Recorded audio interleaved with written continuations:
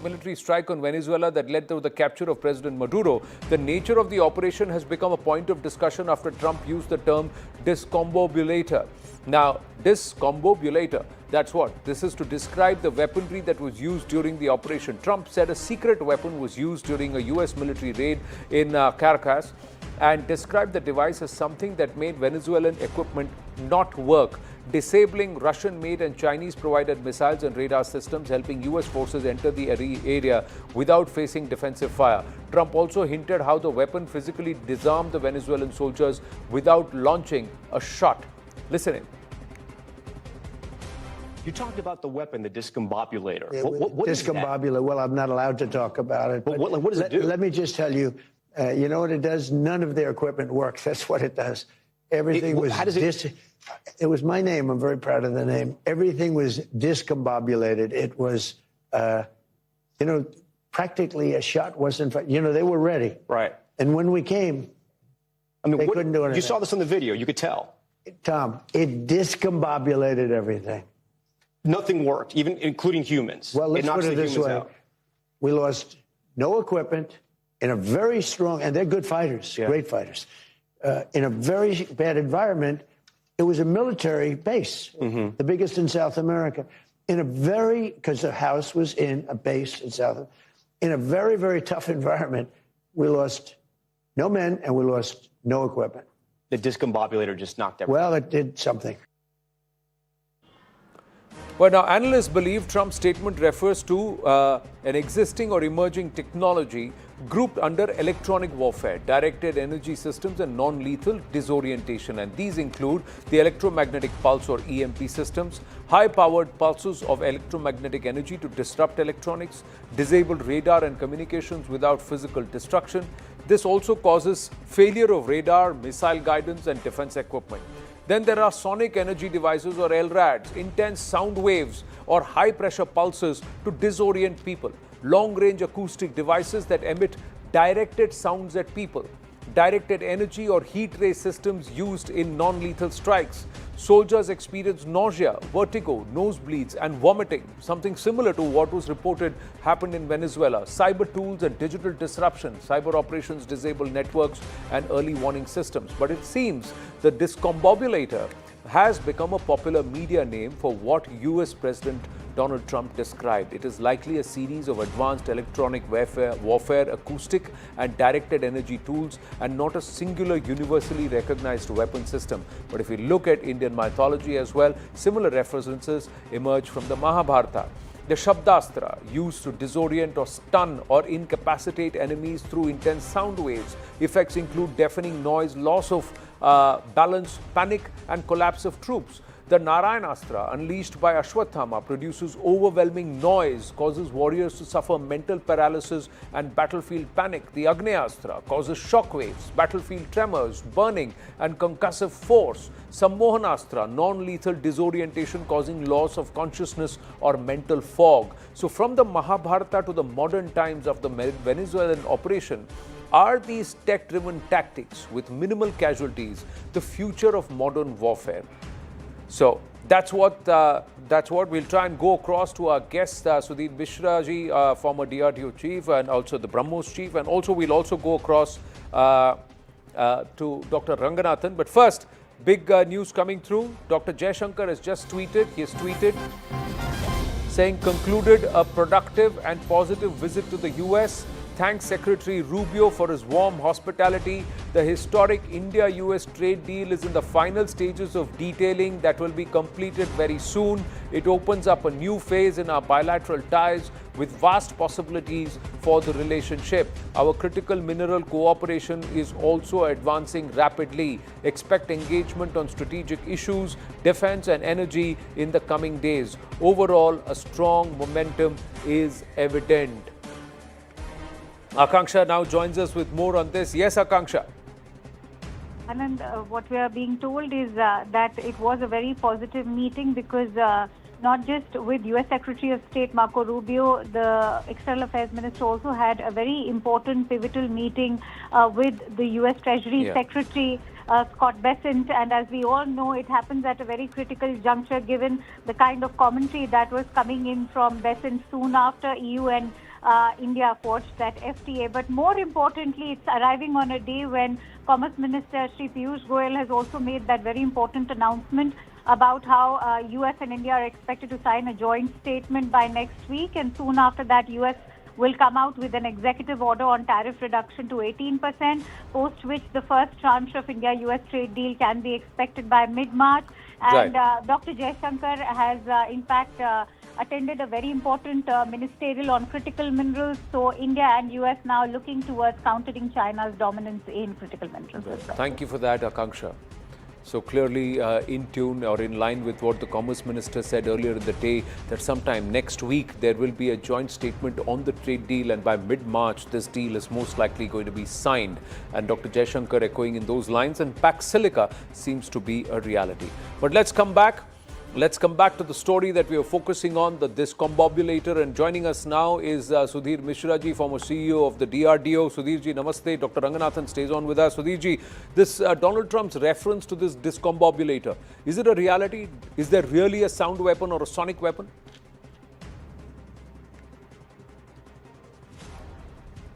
I would like to say that if you remember sometime back in Havana, capital of Cuba, US embassy officials have complained of 2018, 2019, their heads blowing up, listening strange sounds, and ultimately they found out that it was a kind of sonic boom which was directed against them.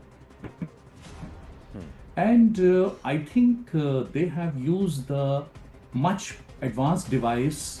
They must have developed the technology of that and must have used the much more advanced technology in this Venezuela operation. Right. Right. Let me also ask you, are nations seriously working, are there other nations too, seriously working towards sonic weapons, building sonic weapons, Sudhir ji? You see, sonic bomb, or you can say sonic boom, they work on a principle of radio wave, you can say high power microwave, which is directed against the enemy soldiers. Right. And these microwave, they sometimes they numb, or sometimes they create a very, very different kind of problems to the soldier's brain. Neurons starts behaving in a funny manner. Sometimes they cause damage to the brain tissues also. Right. And this is, a soldier, a person whom it is directed at. Right. He feels that his head is, undergoing a sonic explosion. He starts listening to, very, very explosive sounds. And as has been reported in Venezuela, Right. The soldiers, they started vomiting blood. The blood was oozing out from their nose, ears, and hundreds of them have complained about it. So US must have advanced on that sonic boom technology. Sound is very potent. It's very difficult to control it because the damage can be across the board, and it can wipe out populations without them even realizing. Dr. Ranganathan, now trying to poke or prod the scientist in you. First of all, thank you for having me on this panel, and can I please say that it is an honor to be sharing the panel with Dr. Mishra.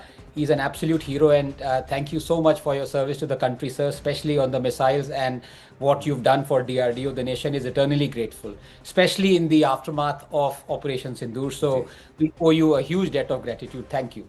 When you talk of power or electricity or instruments that are dependent on it failing, I think there is at least one technology that India has exported to the US. I think, we've been doing it for 50 years. We call it not discombobulators, but discombobulators.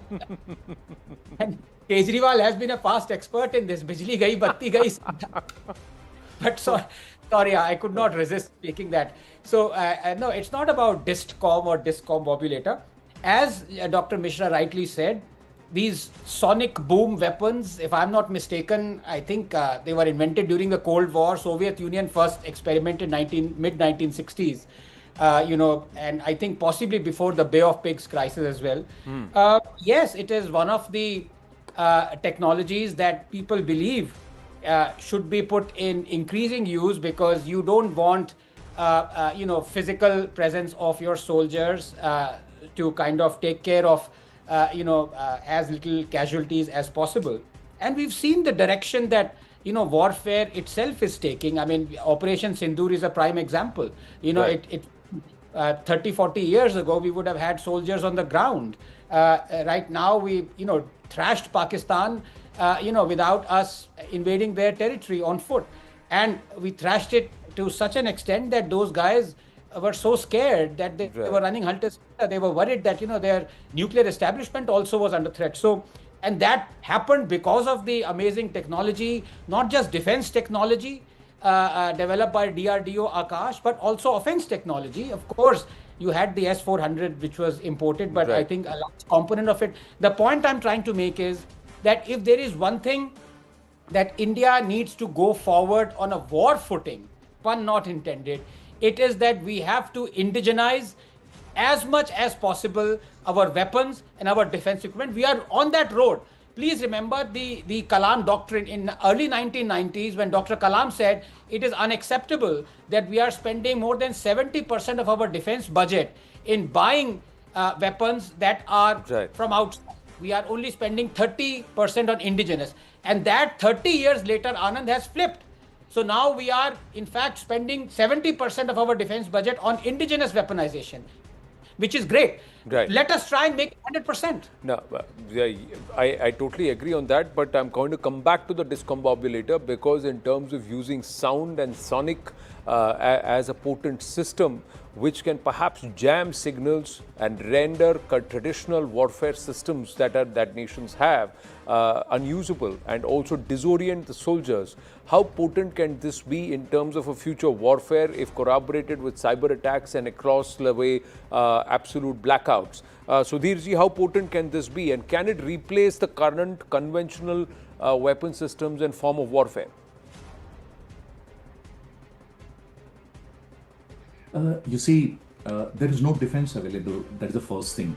The second thing is, this is not a very complicated technology. If somebody has mastered the high power microwave, then they can experiment and find out which frequency and what wavelength is able to influence the human beings. You see, it's a very inhuman kind of technology, and it's very similar to CBN, which is banned almost in several countries. Like, I'm talking about chemical, biological, and nuclear. So it's a kinetic one, certainly. Once the American soldiers have incapacitated the Venezuelan soldiers, then they have used the kinetic bombs also to destroy the communication radars, their electricity supplies. So it was certainly used. And US President also has claimed that they have used a very special kind of technology to disable the ground fighting in Venezuela. So not with certainty, but with some kind of up to limited certainty, we can certainly say that it was a sonic boom. And moreover, the soldiers who survived, they also have stated that their brain was exploding inside out. They were listening to very strange sounds, and the blood was oozing out from their mouth, nose, and ears. And it can happen only when somebody is attacking the brain tissues. Then only it is possible. Otherwise, it's not possible. Potent. And if it happens with one soldier, it's an accident. But it happened with almost every soldier which was on the ground in that particular area. So I'm sure it must be Sonic No, Boom and if it can happen with technology so only many- which has yeah. disabled their fighting capability. True, And Sudhirji, and if it can happen with everybody, all the soldiers there, it can happen to an entire district, an entire city, an entire population that can be attacked or wiped out.